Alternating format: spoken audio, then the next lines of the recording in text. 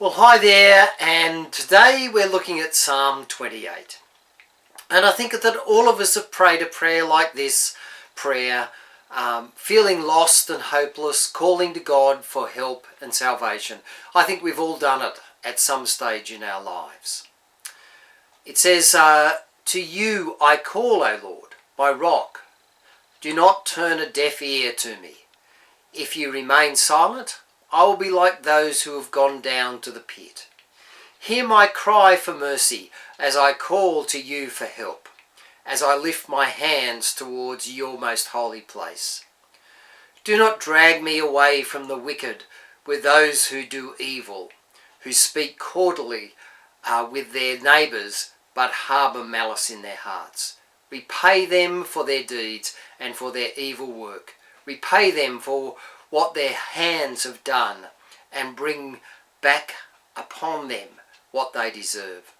Since they show no regard for the works of the Lord, and what his hands have done, will he tear them down and never build them up again?"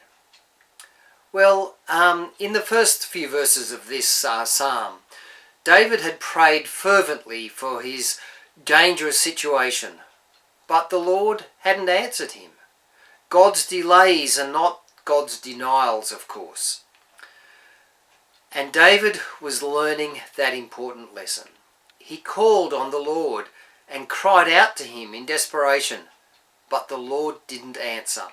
Have you ever been in a situation like that, where you felt that you cried out to God, but all you heard was silence? Was the Lord silent because he no longer could hear or speak? David lifted his hands in worship, but the Lord apparently did not see him. But God, of course, is the living God, who sees his people, he hears their cries, he speaks his word to them, and he asks us to respond. In verse 6, "Praise be to the Lord, for he has heard my cry for mercy. The Lord is my strength and my shield. My heart trusts in him, and I am helped. My heart leaps for joy, and I will give thanks to him in song." Suddenly here the scene changes completely, and David is singing instead of sobbing. The reason is given in verse 7. "My heart trusts in him, and I am helped." David blessed the Lord for his deliverance and wasn't ashamed to confess it. His testimony was clear. God helped me, and God heard me, and God helped me. I trusted in him, and now I praise him.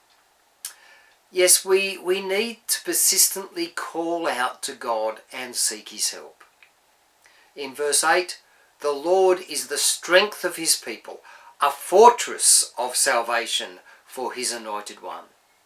Save your people and bless your inheritance. Be their shepherd and carry them forever. And this, of course, is our hope, that God is our shepherd, that he will lead us and guide us.